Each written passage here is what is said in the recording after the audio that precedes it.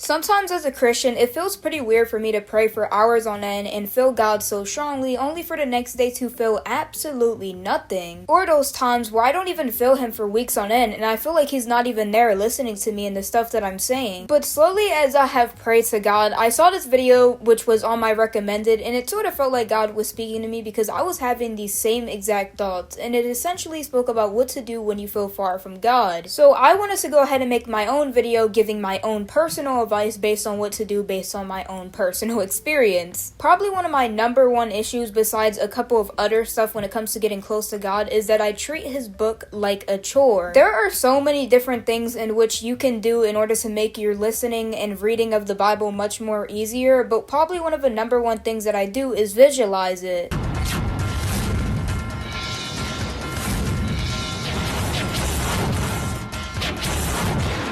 Genuinely, these are my steps. I go ahead and visualize it in my head. I go ahead and write something down if I want to write something down about it. Maybe watch a TV show which has specific pages of the Bible which are visualized, because it gives you a really good representation of what those times might have looked like. And while obviously spoken, you shouldn't be pitting it over the Bible, I just think it's really good to be able to visualize it and really think about it in your head when you're doing it. Even if you're not a good writer, you'll be surprised out of what comes out of your head, what sort of masterpieces come out of your head after reading the Bible. Probably the other thing that I want to speak about is prayer, because so many different people just go ahead and use some of the most fanciest words, and it's just, you don't talk like that, right? And on top of that, so many different people pray in public, and I think it's so much better to pray in the privacy of your own room, and even the Bible has spoken about how that's better. And I feel like people don't really pray enough, and when they do pray, they treat it like a chore that is needed before you go to sleep. Like, oh my gosh, thank you God for this day, and thank you for all the things you've given me, and I'm gonna go to sleep now, goodbye. You could sit on your phone all day and you could talk to your friend for hours, but the second you actually want to talk to God, it's a couple of seconds and then you're dead asleep. And I'm guilty of doing this thing, but whenever you read the Bible, you schedule out the pages that you want to read because you're just too lazy to actually let it go on. We have online resources where we could read the Bible online. We are so privileged as a generation, and we have made it so easy to spread the gospel and all of this other stuff, only for us to not even use those resources. And we treat sort of Christianity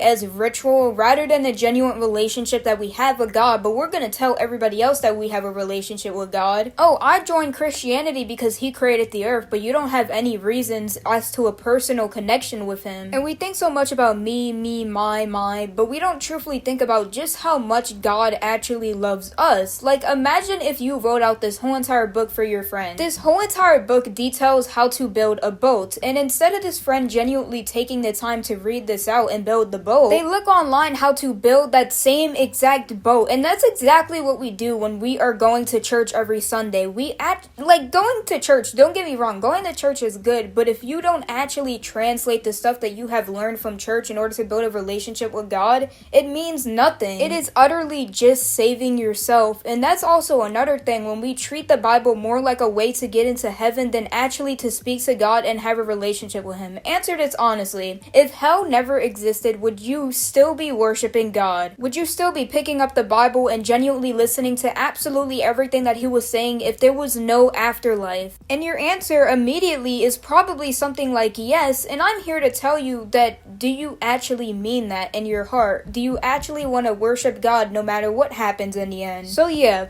that is my final message, and that's exactly how I believe that you can get closer to God. I hope that people actually take these sort of tips into advice, because honestly, I feel like a lot of the time we just ignore this sort of stuff.